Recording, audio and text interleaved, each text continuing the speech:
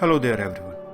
In this video, we will look into the 3D visuals of the Face Centered Cubic Lattice to help us understand the crystal structure better. So how is the Face Centered Cubic Lattice formed? By placing atoms at the corners of the cube and at all the face centers of the cube. The point to be noted here is that the placement of the face center atoms in the FCC lattice of a particular element prevents the corner atoms from touching each other.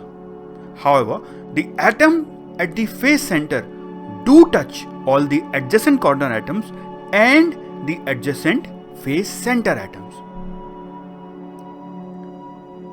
We should be aware here that this is not the unit cell because it is not the simplest repetitive unit of the crystal. Rather, this is the simplest repetitive unit. Thus, this will be our unit cell, with each corner atom contributing 1/8 to the unit cell and half contribution by each atom at the face center. And now let's have a look at how each unit cell expands in 3 dimensions to produce the crystal.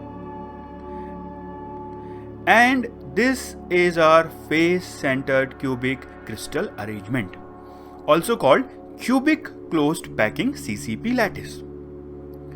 To examine the details of crystal arrangement better, let's substitute atoms with a smaller representation of an atom. These patterns in the arrangement of atoms play a huge role in determining the properties of a matter and make crystals anisotropic. Click on the card to learn the concept in Hindi in greater detail. Bye and take care.